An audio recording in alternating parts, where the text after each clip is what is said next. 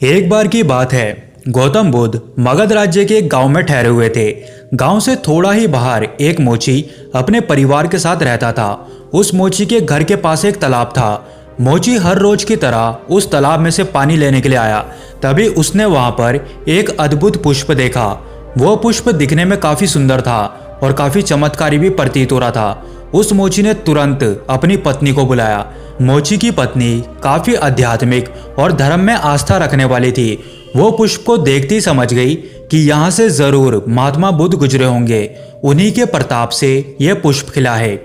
यह पुष्प को चमत्कारी मानकर उस मोची ने एक योजना बनाई और उस योजना के बारे में अपनी पत्नी को भी बताया कि वो इस पुष्प को राजा को दे देगा और बदले में राजा से मुंह मांगा इनाम लेगा। उसकी पत्नी ने भी सोचा कि यह पुष्प तो उनके किसी काम का है नहीं, कम से कम राजा को देने से उनकी कुछ तो कमाई होगी।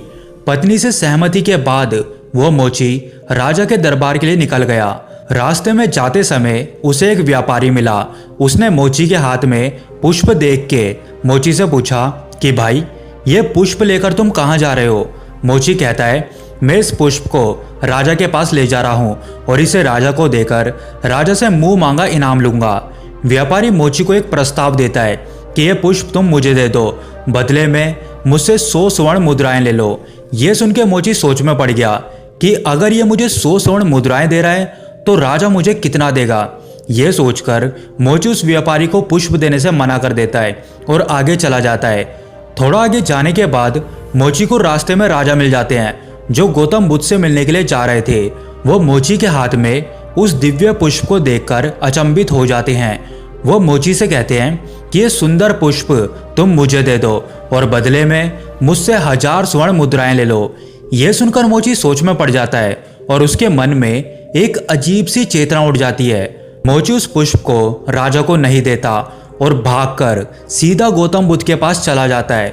उस मोची को देखकर गौतम बुद्ध हैरत में पड़ जाते हैं कि उसने यह पुष्प राजा को क्यों नहीं दिया।